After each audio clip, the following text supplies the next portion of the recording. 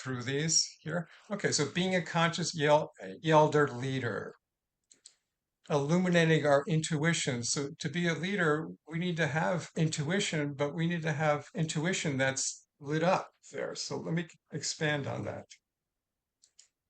So finding new ways of looking at ourselves and our world. So setting a little stage before we get into illuminating our intuition. So looking at the lives of Michelangelo, O'Keeffe, Stravinsky, and many others, they found new and unexpected ways of looking at themselves and the world. They continued and even extended their arts. In old age, as their bodies weakened and the world changed, they did not look away. Instead, in worlds of decline and loss, they experienced new tonalities, new music, new patterns. Now, it was said that O'Keeffe, George O'Keeffe, the painter, there she actually lost her eyesight, and then but she kept with her artwork where she learned how to do working with her hands with pottery. And then, having exhausted more conventional possibilities, they discovered new relationships to melody and harmony, to narrative, to color, to form, light, and space. Stravinsky's been known like he was a composer there, but even towards the end of his life, he kept on coming out with new tonalities there, new ways of music. It was a trendsetter. They found unforeseen paths, articulated subtleties and beauties never before encountered. So you think about our lives, like unforeseen paths that we can uncover and experience.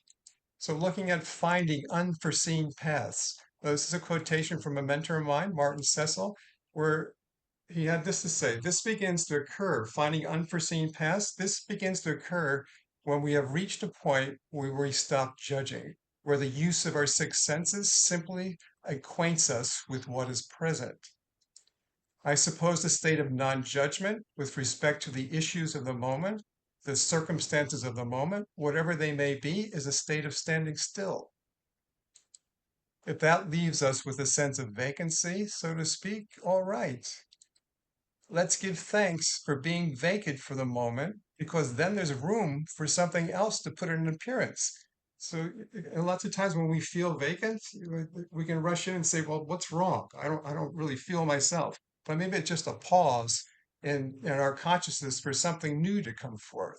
And again, you think about this portal of spring. Maybe there's been a pause in your consciousness for something new to come forth. So allowing something more to appear. Now, this is a diagram Robert Kaufman helped me to design, and I've used it so many ways in so many different unique ways, but for tonight, it's going to lend itself to looking at allowing for something more to appear. So you can think about our five senses. Martin was talking about our five senses acquaints us with what's present. So for right now, let's do a little experiential process in this respect. So there's something called unified mindfulness. I don't know if some of you may have heard of that. I know Freddie and Polly know about unified mindfulness, but in the practice and actually using your senses, but only one sense at a time. And when you focus only on one sense at a time, it brings you into the present moment. So for right now, let's see here. We can do this. You may want to just upright yourselves here. If you feel comfortable, you can close your eyes or you can turn your camera off there. And we can just breathe for a moment, just breathing in slow and out slower. Again, breathing in slow and out slower. Okay. Now access your hearing. Just focus on your hearing for right now. What are you hearing? I'm hearing the air conditioning blower blowing. Maybe you are too, but what are you hearing right now? Just focus on what you're hearing externally.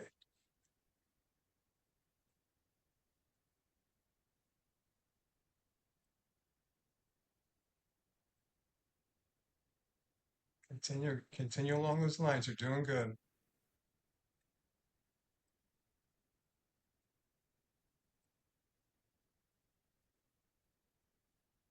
Focus on what you're hearing.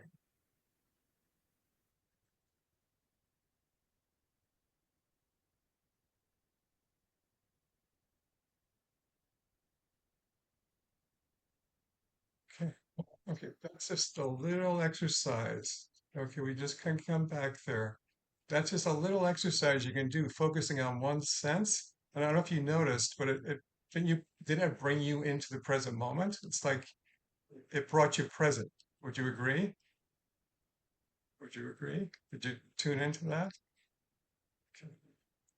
Okay. They say too, when we get, say, stressed, it's because our senses are being jammed up. And if we can focus on one sense when we're being stressed, it untangles, it disentangles, you can say, that stress pattern within ourselves. Here.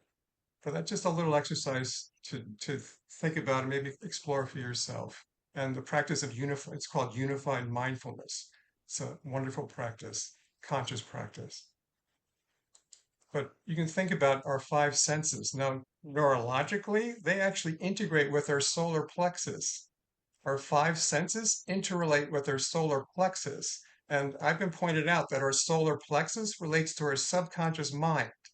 That if we can actually get our senses to be coordinated in terms of looking at our sixth sense, and you can say, we all know, we've heard about the sixth sense, and our sixth sense relates to our intuition.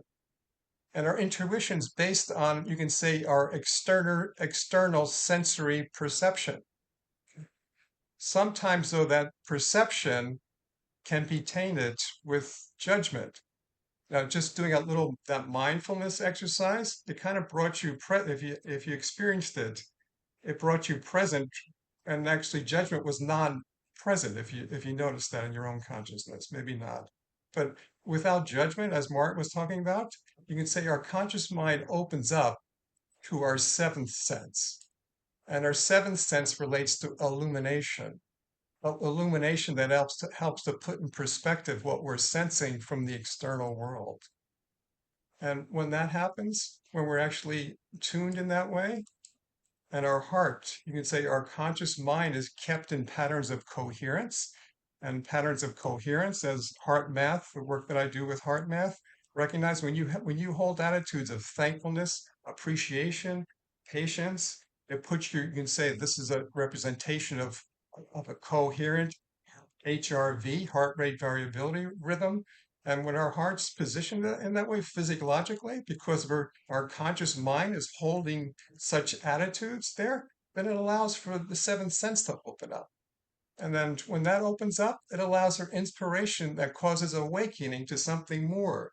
Now, part of Anne's book she put together for her father, and the first principle is inspiration.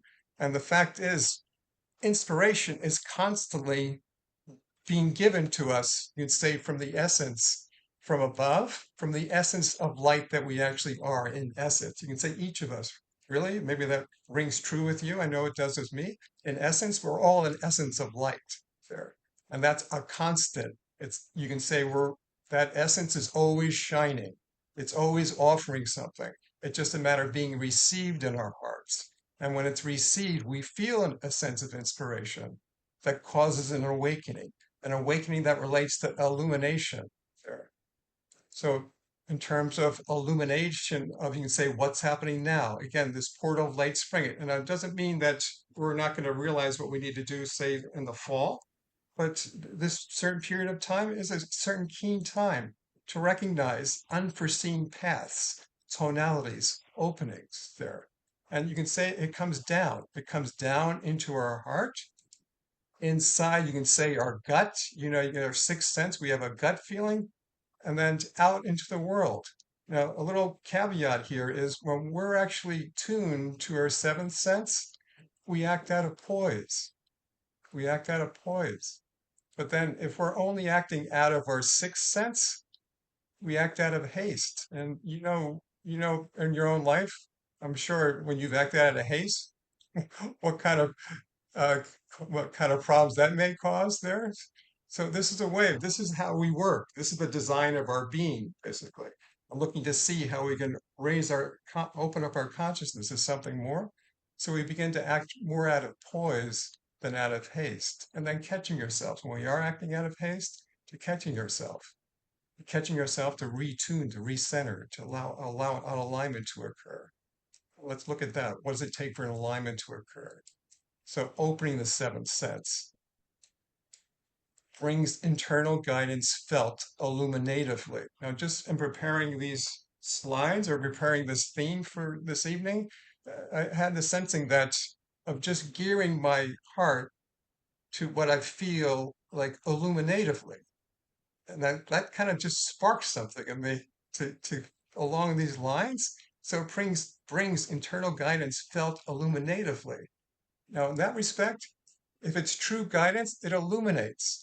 Now, here's a kicker too, that illumination has its rhythms. Sometimes we might feel illuminated, sometimes we may not. The sun's always shining, but sometimes there's periods when you can say day and night there, but that also might happen during the day. Illumination has its rhythms. So, it's not a matter of being high all the time, but it's a matter of being in tune with the rhythms of illumination there. It gives us navigation with poise. And I know Polly's taken note of this. I have a certain tagline. It gives us pace with grace. Yes, yes,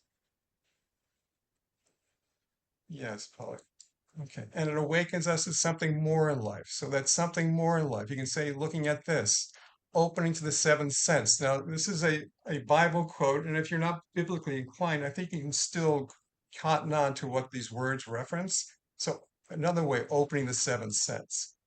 Whatsoever things are true, honest, just, pure, lovely, of good report, if there be any virtue, if there be any praise, think and appreciate on these things. Philippians 4:8. Uh, Whether it's in the Bible or not, just to consider, like when you look at seeing the world, just looking at a flower. This is we have a rose of Sharon tree in our backyard, and I love this tree, this bush with the rose and Sharon. I just love it each year, and it just started blooming in June. So this is a picture of one of the blooms there. But to think of what's lovely there, to think on those things. And then when we do that, you can say judgment is non-existence. It brings us presence. It brings us to something more. Now, looking at the book that Robert did my illustrations for, my personal seventh sense accent, just a little story about myself. Yeah, I went through a period of 10 years with inflammatory bowel disease, eventually leading to colon cancer. But what got me through was actually actually distilling, I call them the healing verses in the Psalms. And there was one particular verse in the book that I've cottoned on to during that 10-year period, and it was this one. Unto the upright there ariseth light in the darkness, from Psalm 112. So from that period, I learned this posture exercise from Igasku, where you stand against the wall for 4 minutes, and basically, the cancer, the inflammatory bowel disease was a challenge, but was more of a challenge was associated hip pain, where I couldn't work for a year and a half because I had severe hip pain associated with the autoimmune condition. But I learned this exercise of just having a posture exercise, standing 4 minutes against the wall, and I kind of dovetailed in terms of making this verse actually actualized in my experience onto the upright. And I just sensed I just needed to keep my integrity during that period. And sure enough, I moved along and I got to a point where I was well enough and I realized to myself, if I have an idea that's creative, I'm not going to sit on myself. I'm going to act on that. So since that point, I've acted on my creative ideas since then. That's part of this process tonight is this creative idea I felt impelled with. Okay, so that's my experience here. But thinking about opening your seventh sense through soft fascination. I don't know if you've heard of the term soft fascination. Soft fascination relates to, you can say, being in nature where you experience appreciation that broadens and softens your consciousness. It's like you're just in a presence, and nature actually helps to do that, where your nervous system kind of down regulates and it opens up, and you can say the crusty parts or the rigid parts we hold fast with our internal state there begins to relax. When that opens up there, then it begins to open up something more, the seventh sense. So again, opening up to what illuminates your heart and mind. Now I found things, and I'm sure you found things too, but now to actually use this practically in your experience, to let your seventh sense be opened. That might actually be a new concept, a new thought to you, your seventh sense, not just your sixth sense. So presencing practices. Now that hearing, that unified mindfulness is a form of a presencing practice there. For meditation, heart math, yeah, you might have various ways you have a presencing practices, but to do them every day, because they're essential for that experience of opening up to something more. Okay, so let's experience this together. Okay, so let's do a little bit of a heart math practice along with the meditation. So let's experience this together. So again, let's again go back to uprighting ourselves. You may want to, if you're comfortable, you can put your hand. I like putting my left hand over my heart first. Your left hand is your receiving hand. So we're looking to receive into consciousness our seventh sense. And if you're comfortable, you can close your eyes, uprighting your spine, feet flat on the floor. And again, let's breathe. Breathing in slow and imagining your nose being on your heart. Again, if you're comfortable with that. So picture your nose on your heart, and as you feel around your heart, actually feel that sensation. Consciously feel your heart area. And then imagine your nose being there and breathing in slow through your heart and out slower. Again, when you breathe in slow and out slower, that helps to activate your parasympathetic system, your calming part of your nervous system. So again, breathing in slow and out slower.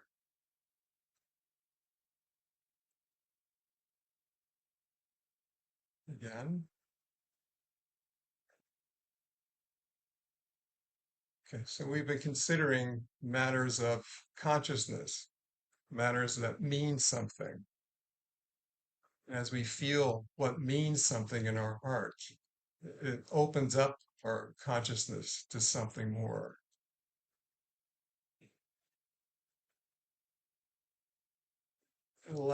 Just allowing some vacant space, putting the day aside, and just being present here and now. Say, feeling your heart area, feeling your physical heart, your spiritual heart.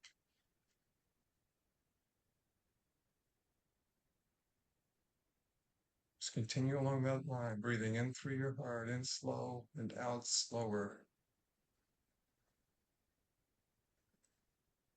And as we do that individually, open up to what you're opening up to.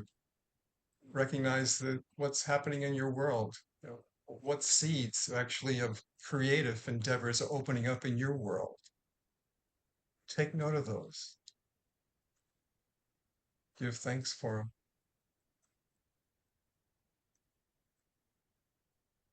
Appreciate them and see, open up to the possible possibilities that are at hand in respect to those seeds. You know, those seeds may be calling, and those seeds may be calling you not to sit on them, to act on them, to do, you can say, presencing practices to allow for, you can say, a fertile field to be present in your consciousness, to provide a surround for those seeds. So they may root and grow.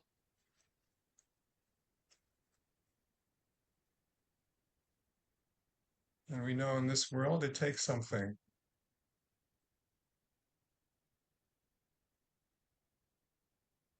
Breathing in slow and out slower.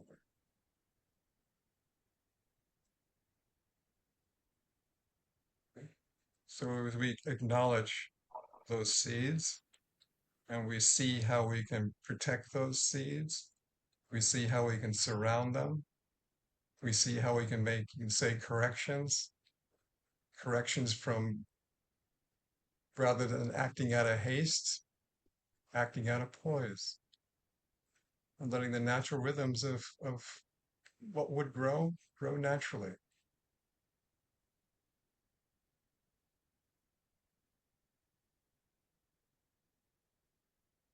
Just continue breathing in through your heart,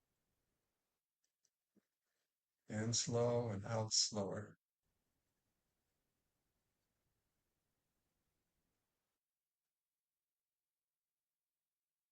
Scan your consciousness. What can you appreciate that's being revealed? What's being seen that was not seen before?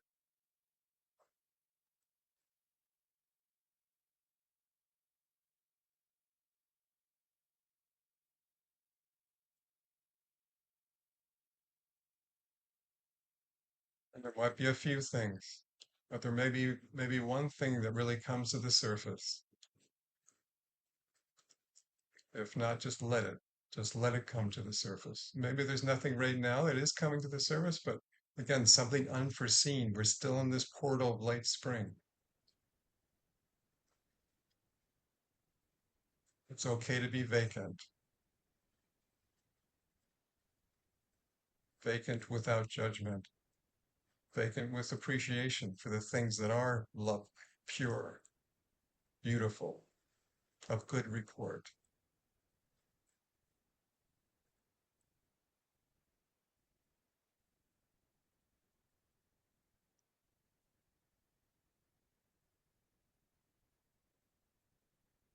Appreciate the silence.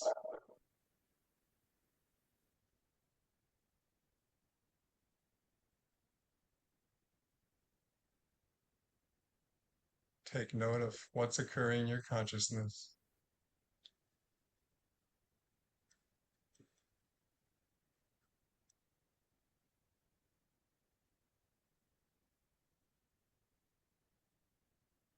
We can continue on. You can wiggle your fingers a bit there, move your head, let yourself gently come back to our togetherness.